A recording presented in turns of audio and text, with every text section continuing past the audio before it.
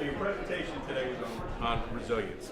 So what is your advice for the security leader in positioning their operation, creating resilience with your people, with your processes, and your technology stack of tools?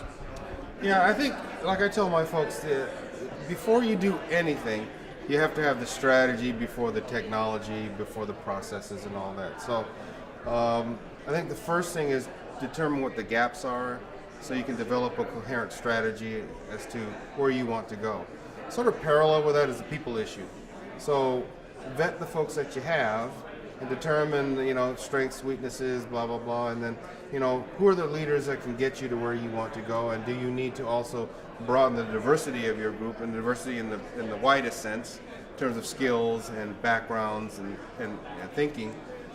You get that nailed down, then the next step is to have those strategic partnerships like I talked about today. So who are the points within the enterprise that you have to leverage in order to get to that strategy? So do I need that strategic relationship with the CISO?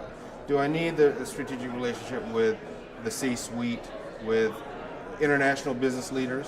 That's something that we tend to forget here at Redmond, right? Because this is the mothership, but we are an international organization. And so we got to make sure that those international presidents and businesses, we're syncing up with them too. So once you start building upon that, then you start getting down that road of a truly resilient organization. But again, it starts with the gap analysis, the strategy, and the people. And everything else hopefully flows from that. As you've progressed and sort of grown up the last decade or so at Microsoft, how have you changed as not only a security leader, but as a business person within the organization?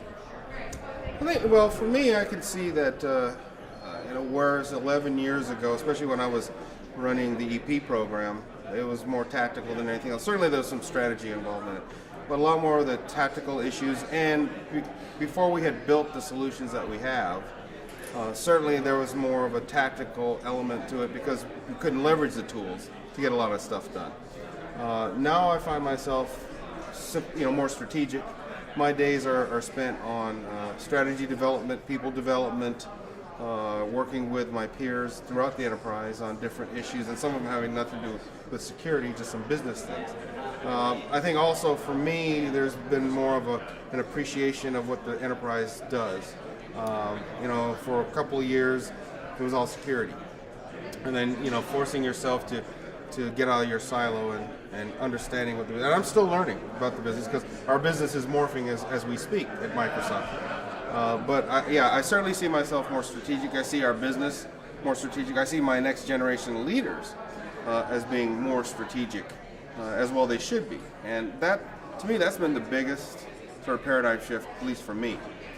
Kind of segueing off of that question, when you look for a upper management type person in your department, give me two top characteristics you want to see out of that person.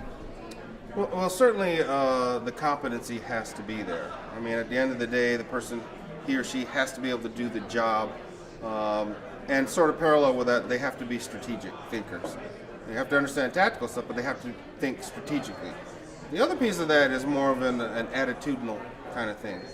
I want people, if they're going to be leaders, they have to learn to be selfless. I had a boss of mine back in the day in the government, former Marine captain. He's been a mentor to a lot of us, and he brought two of us in one day and talked about how he was going to elevate us to a position of leadership. But he said, remember, as you're growing your career up to the point where you become a leader, you have the right to be selfish in the sense that you're growing your career. When you make that flip, you've got to learn to be more selfless.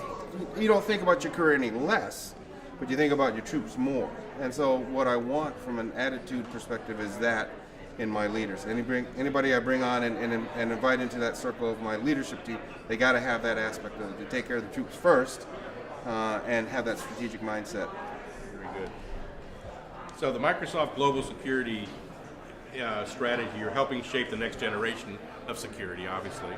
And will it also begin to shape the next generation of products and services in security? And if so, how can technology vendors begin to adapt and adopt the new definition of what a systems integrator is? Yeah, that's a very good question. I think part of it is just the sort of the when you talk about interoperability from a technical sense, there's also interoperability from this kind of this ecosystem sense. So you have vendors, system integrators, you have end users. The idea is, how do I as an end user get to know that world, to understand what drives that world and where I can sink in, and it's the same thing on the other end. So they need to understand our strategies. So for instance, they need to understand in general, sort of at a macro level, where Microsoft is going as a services and devices company versus the software company now. Then they have to understand, if they're going to be working with global security, they're going to have to understand, okay, where are you going?